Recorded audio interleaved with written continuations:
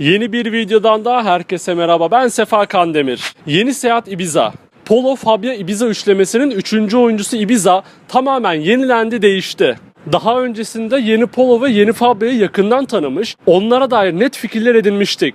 Şimdi de gelin yeni Seat Ibiza'da bizi neler bekliyor? Süper Mini B sınıfında en iyi tercih olabilir mi? Tüm bu soruların cevaplarını en anlaşılır şekilde öğrenmeye başlayalım. Videoya geçmeden önce bizi abone olmadan takip eden sevgili izleyicilerimize kanalımıza abone olmalarını, videoyu beğenmelerini ve sevdikleriyle paylaşmalarını hatırlatmak istiyorum. Şimdiden çok teşekkürler.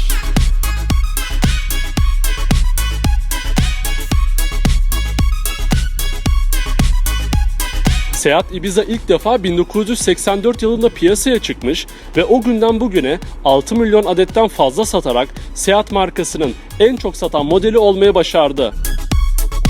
5. nesliyle 2017 yılında karşımıza çıkan Ibiza ilk makyajına 2021 yılında kavuştu. Yeni Seat Ibiza'ya önden baktığımızda makyaj öncesiyle arasında tasarımsal hiçbir farklılık göremiyoruz. Çünkü tasarımında hiçbir değişiklik yapılmıyor. Hali hazırda oldukça beğenilen bu tasarımdan hemen vazgeçmek istemeyen Seat, makyaj ile kullanıcı odaklı yenilikler yaptı. Bu yeniliklerin başında ise LED farların artık standart olarak gelmesi bulunuyor. Daha az enerji ile daha iyi bir görüş sağlayan LED farlar yeni Seat Ibiza'da tüm donanımlarla standart olarak geliyor. Diğer bir yenilik ise logoda yaşandı. Ortası mat, kenarları parlak olan logo yeni Ibiza'yı daha genç göstermeyi başardı. Bu haliyle yeni Ibiza, makyaj öncesi Leon'u bir hayli andırıyor. Yeni Seat Ibiza'nın profiline geçtiğimizde ise detaylardan hoşlananları mutlu edecek şeylerle karşılaşıyoruz. Yeni Seat Ibiza ile makyaj öncesini karşılaştırdığımızda tasarımsal açıdan hiçbir yenilikle karşılaşmıyoruz. Ön farlardan başlayıp arka kapıda üst çizgiden devam eden çift omuz çizgisi yeni Ibiza'nın akıcılığına atıfta bulunuyor. Oldukça orantılı bu tasarımı tamamlayan en önemli öğelerden jantlar ise makyajlar nasibini alıyor. Yeni Seat Ibiza ile birlikte 17 ve 18 inç boyutlarında toplamda 3 adet yeni tasarım jantlar seçiminize sunuldu. Ayrıca makyaj öncesinde 7 adet olan renk seçeneklerine safir mavisi ve asfalt mavisi renkleri de eklenerek toplamda 9 farklı seçenek yelpazedeki yerini aldı. Yeni Seat Ibiza'nın gerçekten yeni olduğunu hissedeceğimiz arka tarafında durum ne? Gelin hep birlikte öğrenelim. Yeni Ibiza'nın arka tarafını gördüğümüz anda bir şeylerin değiştiğini ilk bakışta fark ediyoruz. Ya da en azından benim gibi biraz daha detaylardan hoşlanan kimseler fark ediyor diyelim. Tıpkı ön tarafta olduğu gibi LED teknolojisinin standart olarak sunulduğu arka stoplar kendini göstermeyi başarıyor. Görece minimal bir tasarım içinde iki üçgenin birbirini tamamladığı bu stop tasarımı özellikle akşam saatlerinde oldukça hoş gözüküyor.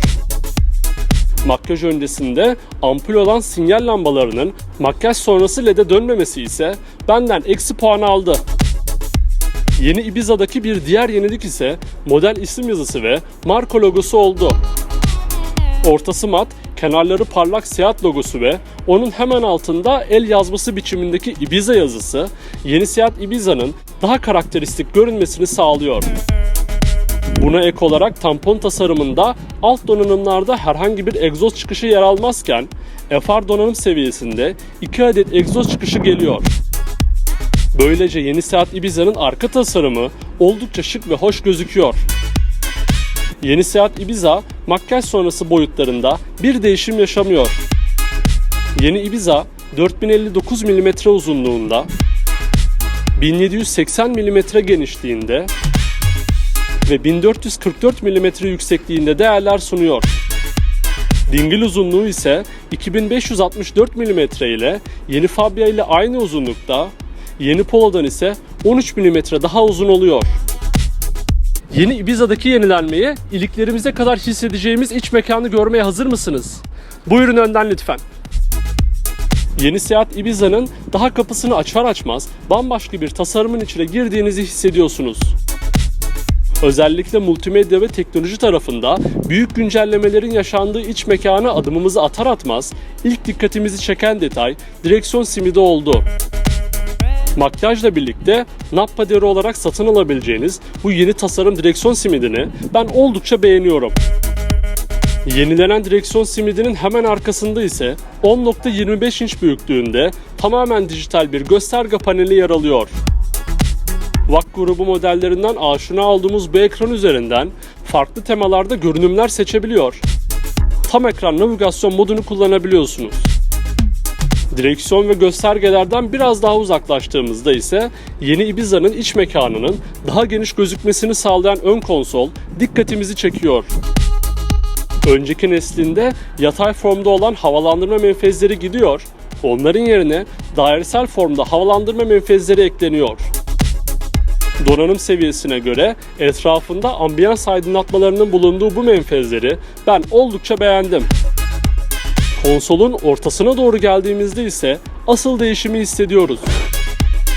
Önceki nesline göre %20 oranında büyüyen dokunmatik multimedya ekranı yeni tasarımda konsolun üstünde kendine yer buldu. Standart olarak 8.25 inç büyüklüğünde satın alınabilen bu ekranı en üst donanımda 9.2 inç büyüklüğünde satın alabiliyorsunuz. Üzerinden Seat'ın sesli komut asistanına erişilebilen bu ekranın renkleri, teması ve dokunmatik hassasiyeti oldukça iyi. Buna ek olarak kablosuz olarak telefonunuzu bağlamayı sağlayan Apple CarPlay ve Android Auto entegrasyonlarına da bu ekran üzerinden erişebiliyorsunuz. Onun hemen altında ise yeni Leon'dakine oldukça benzeyen havalandırma menfezleri ve değişim yaşamayan klima kontrol ünitesi bulunuyor. Orta konsola geldiğimizde ise makyaj öncesinde 2 adet USB-A tipi olan bağlantı ekipmanlarının USB-C'ye dönüştüğünü görüyoruz. Ön tarafında yeterli hacme sahip küçük eşya gözü, start-stop tuşu ve vites koluna yer verilmiş. Arkaya doğru ilerlediğimizde Superman'i B sınıfında VAK grubunun değişmez tercihi manuel el freni tüm ihtişamıyla duruyor. Yan tarafında ise konumuyla biraz geride kalan 2 adet bardaklık bulunuyor. Bununla birlikte iç mekanın daha ferah olmasını sağlayan açılır panoramik cam tavanda yeni Ibiza'da sunuluyor. Yeni Ibiza'nın arka tarafına geçtiğimizde ise makyaj öncesiyle hiçbir fark bulunmuyor. Üzerlerinde Isofix bağlantılarının bulunduğu arka koltuklar konforundan taviz vermiyor. Arka koltukların baş mesafesi ise 957 mm ile sınıf standartlarını karşılayacak düzeyde. Yeni Seat Ibiza bagaj hacminde makyaj öncesine göre bir değişim yaşamayarak 355 litrelik hacim sunuyor. Yeni Seat Ibiza'dan en verimli şekilde faydalanmamızı sağlayacak gelişmiş güvenlik ve sürücü yardımcı özellikleri neler? Öğrenmeye hazır mısınız? Yeni Ibiza'da sizin ve çevrenizdeki diğer insanların hayatlarını daha güvenli hale getiren bir dizi yenilenmiş güvenlik ve sürücü yardımcı özellikleri sunuluyor. Bu özelliklerin ilk sırasında ön park asistanı, yorgunluk tanımlayıcı gibi özellikleri de içinde barındıran, aracın hızını trafiğin durumuna göre ayarlayan adaptif hız sabitleyici ACC bulunuyor. Bununla birlikte yarı otonom sürüş deneyimini yaşatacak trafik asistanı sayesinde yeni Ibiza yol üzerindeki trafik işaretlerini tanıyor ve hızını bu trafik işaretlerine göre ayarlayabiliyor. Güvenlik özellikleri bunlarla da bitmiş değil. Geçmiş yıllarda lüks otomobillerde görmeye alıştığımız kör nokta uyarı sistemi de yeni Ibiza'da sunuluyor. Bu özellik sayesinde 70 metre gerinize kadar olan araçlar aynalar üzerinde bulunan uyarı ışıklarıyla size bildiriliyor. Son olarak hava durumuna göre akşam saatlerinde ya da bir tünele girdiğinizde farlar kısa ve uzun hüzmeler arasında otomatik olarak ayarlanıyor. Şimdi de yeni Seat Ibiza'da bulunan yenilenmiş motor seçenekleri ve şanzıman özellikleri neler? Gelin hep birlikte öğrenelim. Yeni Ibiza'da temelde 4'ü benzinli, biri doğal gazlı olmak üzere 5 farklı motor seçeneği bulunuyor. İlk sırada 1.0 MPI 3 silindirli motor bulunuyor. 80 beygir güç, 93 Nm tork elde edilen bu motoru 5 ileri manuel vites ile yönetebiliyorsunuz. İkinci sırada ise 1.0 TSI 95 beygirlik motor yer alıyor. 175 Nm tork üretilen bu motoru yine yalnızca 5 ileri manuel vites ile yönetebiliyorsunuz. Ülkemizde de şu an tek motor seçeneği olan 3. sırada ise 1.0 TSI 110 beygirlik motor bulunuyor. 3 silindirli bu motordan 200 Nm tork elde edebiliyorsunuz. Şanzıman tarafında ise Türkiye'de yalnızca 7 ileri DSG otomatik bulunurken dünyada 6 ileri manuelle de satın alınabiliyor. Bu motorun ortalama yakıt tüketimi ise 100 kilometrede 5.3 litre.